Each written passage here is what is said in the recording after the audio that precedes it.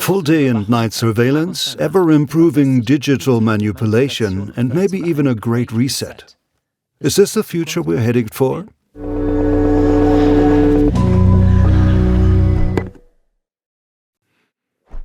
In this edition of Hartls Senf, I delve into a book by a thinker you may not have heard of personally, but his way of thinking is incredibly widespread. And I'm mainly interested in this book by Yuval Harari. It's called Homo Deus, but also in his thinking in general. First, why is it relevant? Well, because it's read a lot.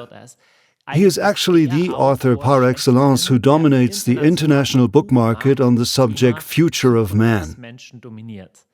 He's from Israel, is a history professor, and became known for books such as Sapiens, A Brief History of Humankind. But he didn't stop there. In books like 21 Lessons for the 21st Century or this one, Homo Deus, he also writes about the future. He paints a picture of the future that you need to know about because powerful people find it very important. For example, Barack Obama or Emmanuel Macron, or even the German Chancellor Olaf Scholz say that Harari is one of the most important thinkers of our time. Harari has also often spoken at the World Economic Forum in Davos. And those who have dealt with Great Reset by Klaus Schwab and the Fourth Economic Revolution and so on cannot avoid Harari either. I won't say too much today about Great Reset and these things, which by the way generated an unbelievable cloud of thoughts, fears and theories even during Corona. I mainly want to talk about his mindset and his image of humanity.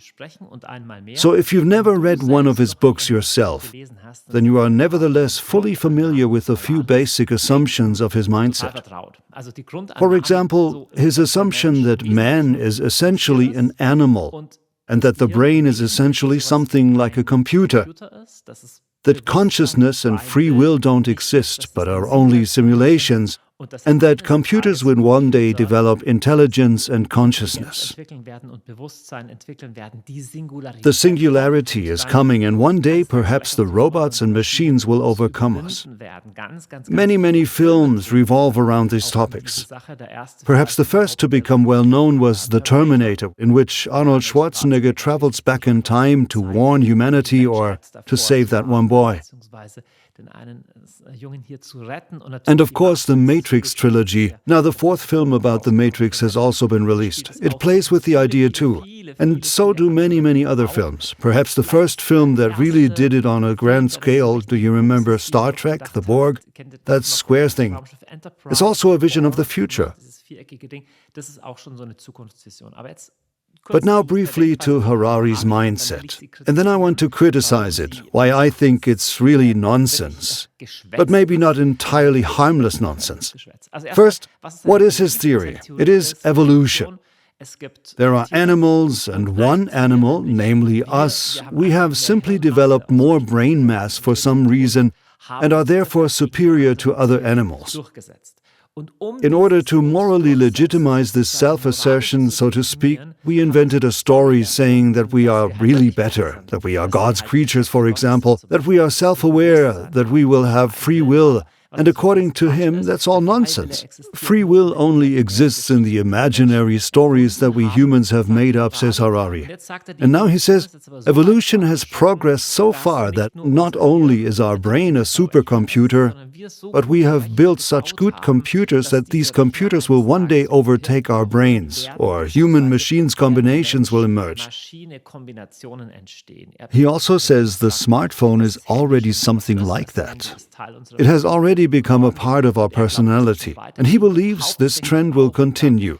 He also has the same mindset as Klaus Schwab in his book about the coming Industrial Revolution, that through biotechnology, man has become hackable, a hackable being. So not hacking, but just as you can hack into a computer, you can hack into the human genome one day, so that, for the first time in history, man can not only change the world by tearing down mountains, locking up animals or breeding new kinds of trees, but can radically redefine themselves. Very interesting. He also says that people can decide for themselves which gender they assign themselves. So if a man says he feels like a woman, then he can also say that he is a woman.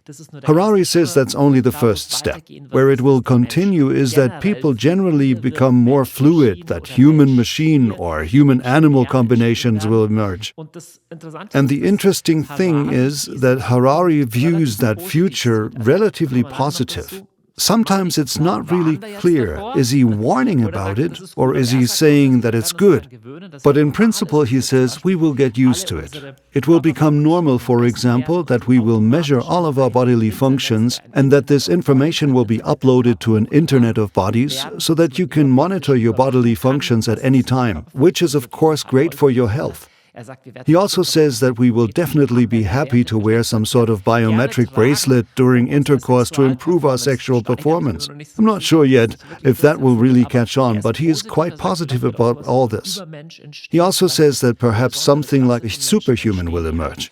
Perhaps a special class of people will emerge who have implants in their brains that will make them even smarter, with more computing power and more memory in their brains, and thus perhaps dominate other people. It all sounds a bit like science fiction, if there weren't huge companies working on exactly these technologies. The whole project to optimize humans is called transhumanism, and there is a lot of good in it. For example, when it comes to healing incurable diseases. And every implant that already exists, every prosthesis, is an improvement or a change to the human body, even a pacemaker. So the medical field has a lot of options, but what Harari rightly sees is that ethically and philosophically completely new questions arise. The philosophy that Harari proposes, however, is in my opinion totally bananas. I think we have to face these questions in a completely different way. This is obviously just my opinion. There are researchers who are much deeper into it. I'm just adding my 2 cents after reading this book. And I noticed 3 things that I find highly odd about this whole mindset. The first is Harari is an hardcore reductionist in everything he writes. Reductionism means reducing a complex thing, anything, to just one thing, and then to say it's nothing more than that. And Harari does that all the time.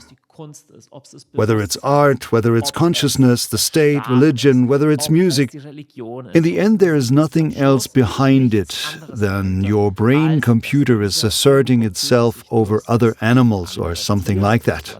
So you could say it's hardcore Darwinian. Now, what's the problem with reductionism?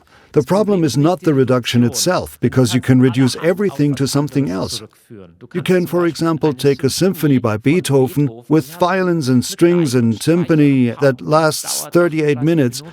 You can depict it as a sound wave. You can represent it graphically as a sound wave. That's a reduction. That's not a problem if you say purely acoustically, calculated down to sound waves, it looks like this. But that does not mean that the symphony is nothing more than sound waves. What is it then? Well, it still exists, even if you transpose it, or if you write a piano version of it. The sound waves look different, but it will still be the same symphony. Likewise, if someone else were to play it, it would already look different. The symphony is also what is written on the piece of paper. It's much more than what is recorded in the sound waves. And this is how he approaches things all the time in a way that is outrageous and very similar to the computer-based way we generally tend to think nowadays. We're living in a time of simulations.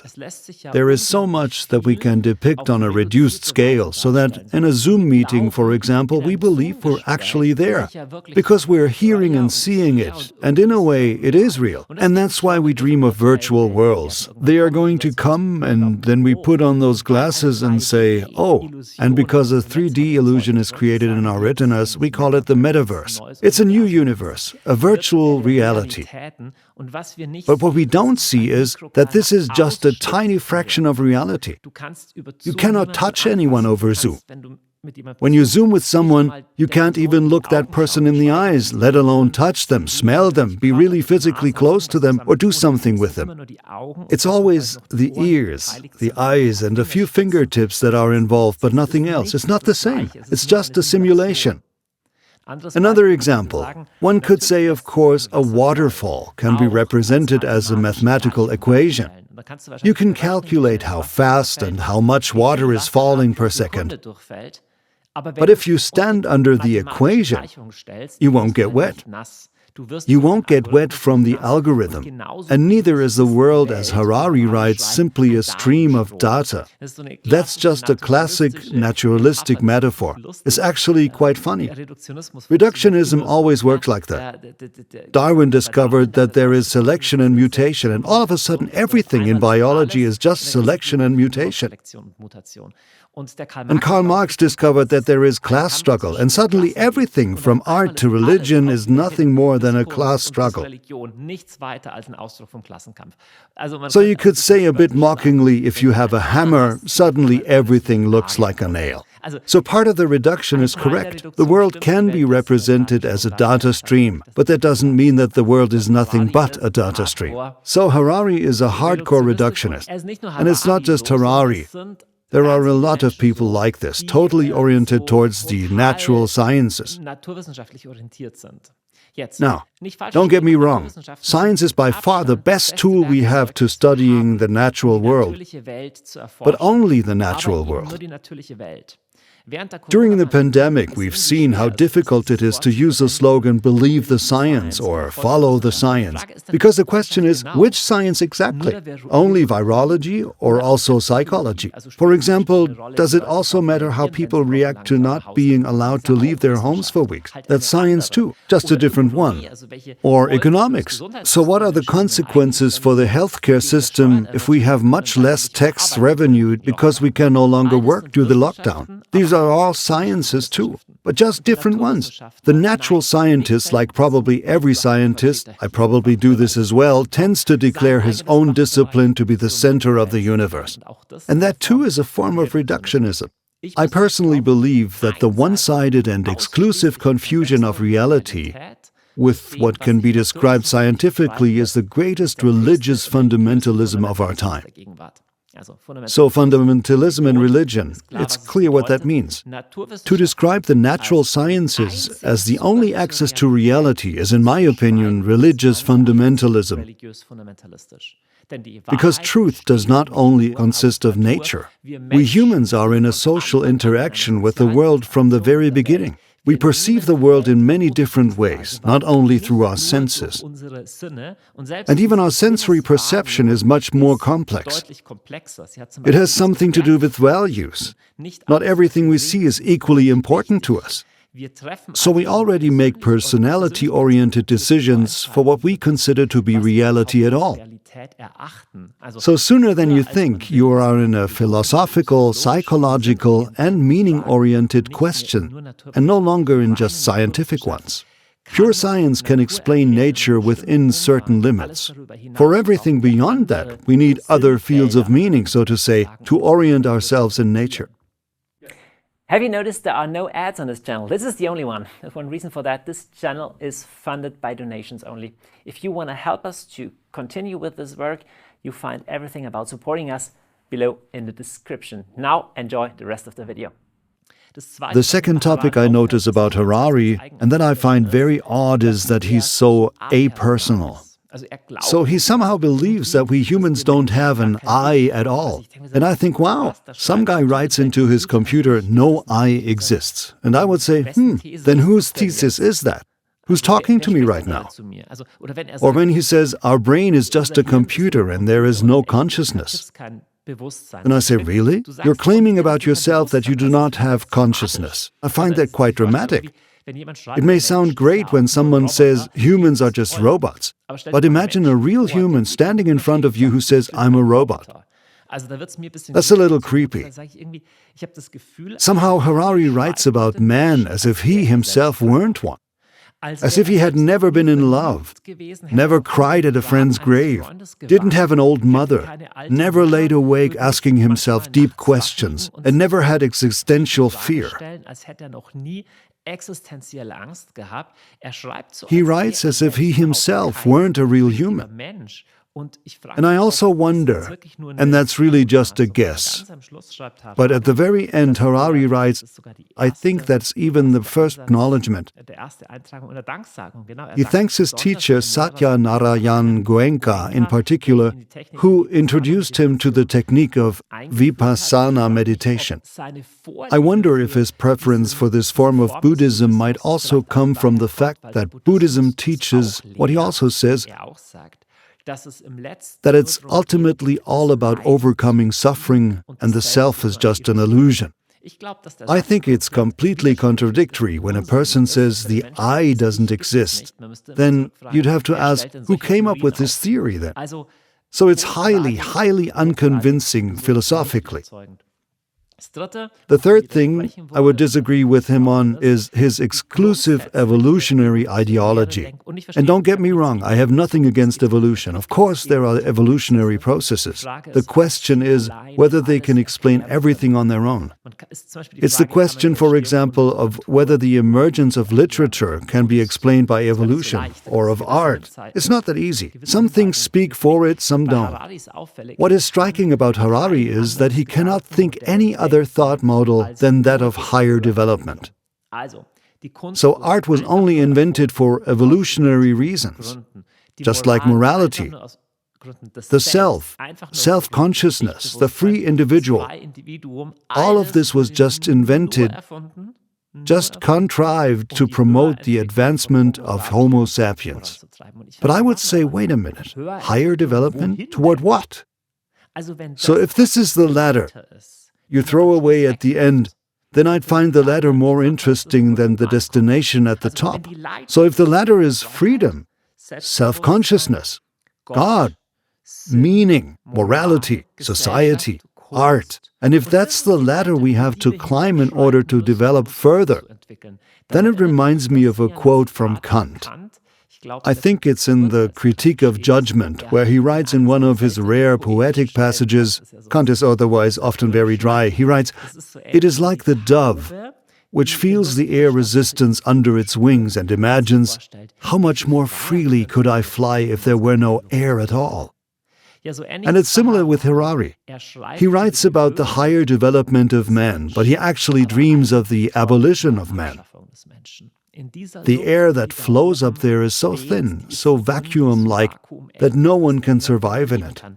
And the interesting thing is that he doesn't seem to notice that he's not describing the emergence of Homo Deus, the man-god, that he's not even describing the higher development of man, but he's describing the abolition of everything that makes us human. And who would deny that it could potentially be possible, through biohacking, implants of some kind, or total surveillance, to turn humans into machines? Or how about into docile animals? Yes, I believe this could happen.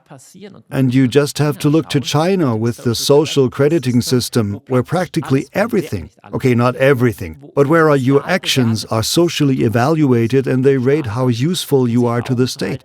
We have to look at that and ask ourselves if this is what we want. And here I want to point out Harari's image of mankind is simply wrong. That's not how we humans work. It's not who we are as people. He doesn't explain man, but obliterates him. And that's one of my main criticisms of him.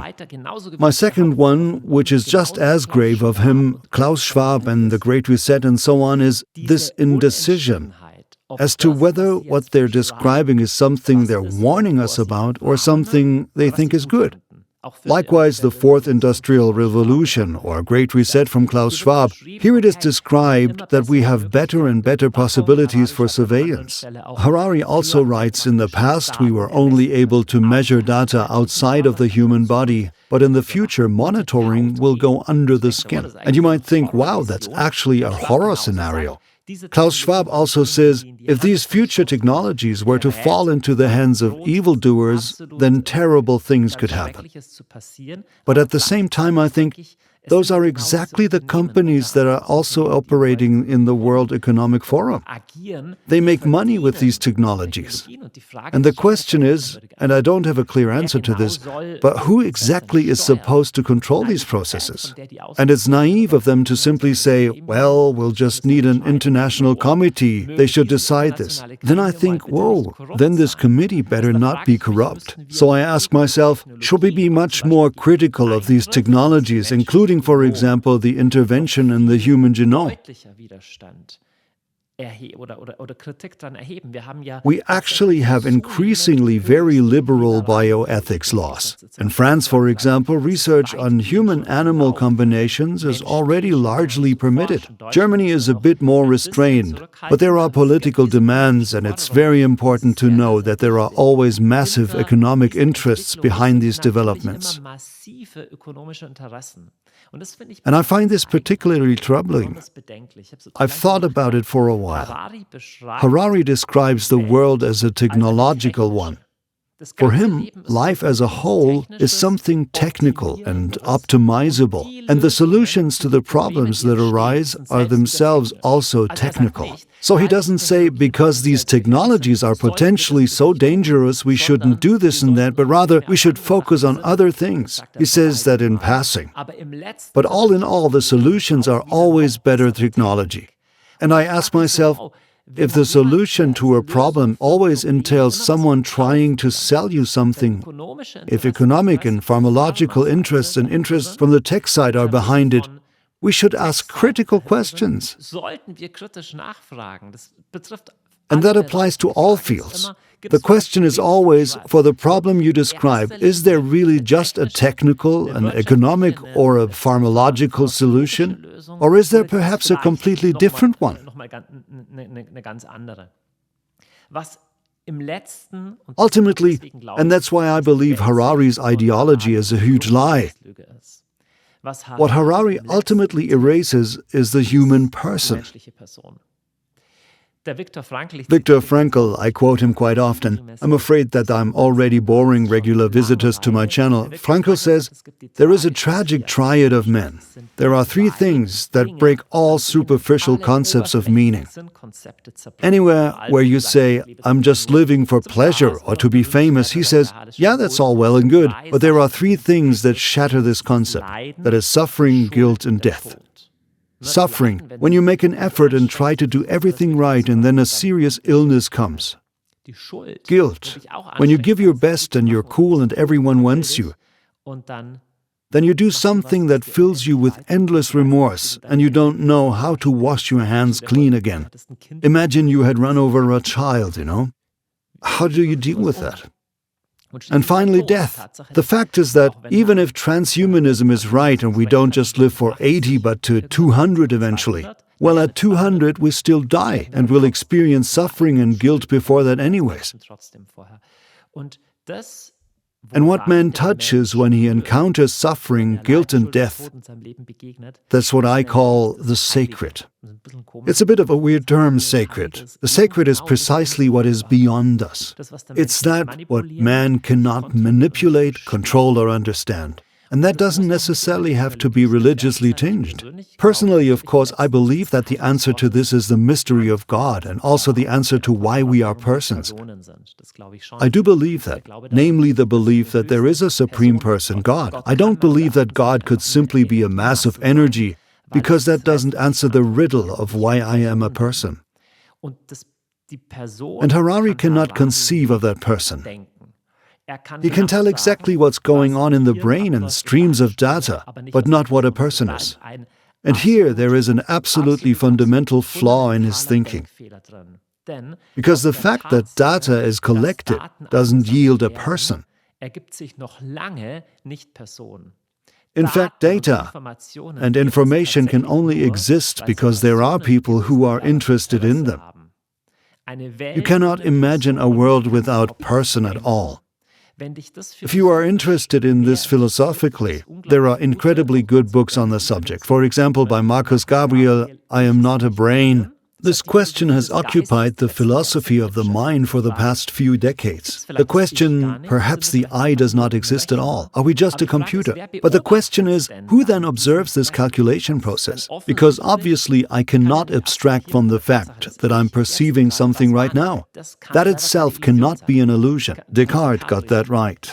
I can be wrong about everything else, but not about the fact that there is someone who is deluding himself right now. If I pinch myself now, it will hurt. In hindsight, I can say that maybe I was just imagining it. But at that moment, I really feel something. I cannot detach myself from that. It's impossible.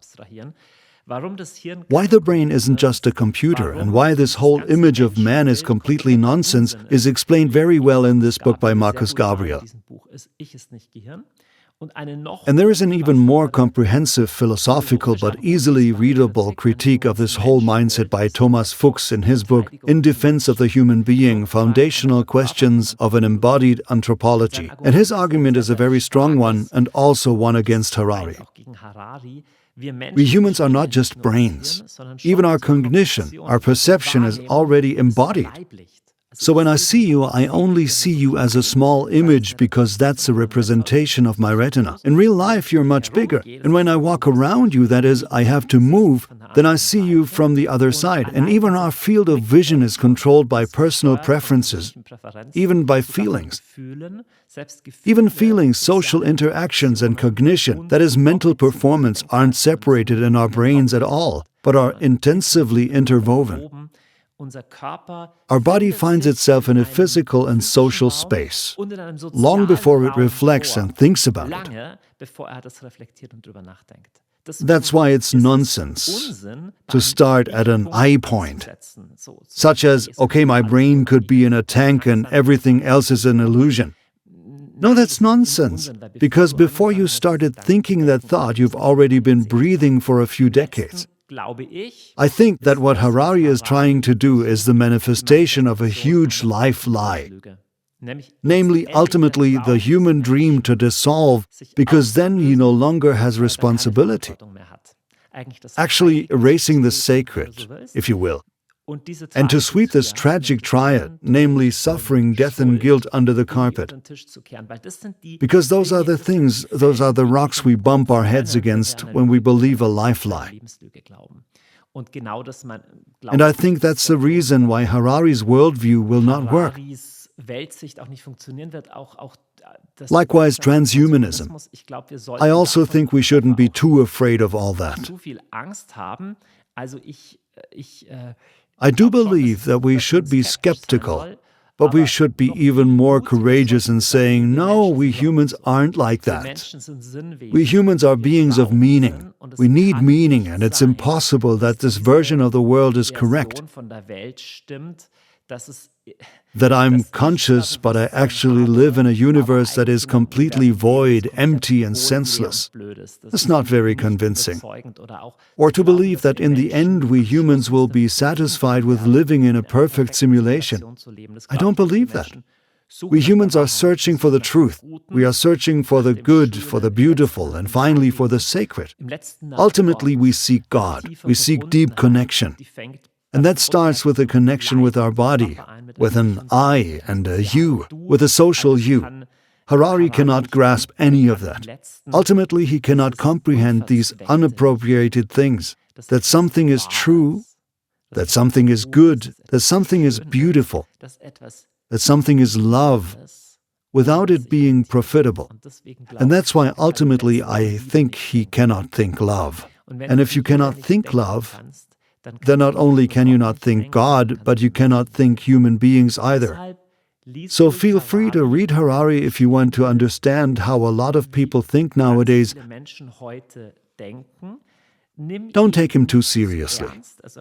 In the end, you might laugh a little, because his theories are a bit over the top. However, we should reject this view of humanity, and we should look very carefully when someone says, this and that is the future. Then we should ask, would you perhaps like to have this future because you and your company or you and your group would then have good opportunities to expand your empire? Or are you really warning us against it? And if you're really warning us against it, okay, then we can talk. Then let's see, how can we deal with things like constant surveillance or with less and less anonymity on the internet, but also with the call for more and more surveillance and social control, because these are dangerous trends, and we should stand up for people, for the person, for the dignity, and for the sacred.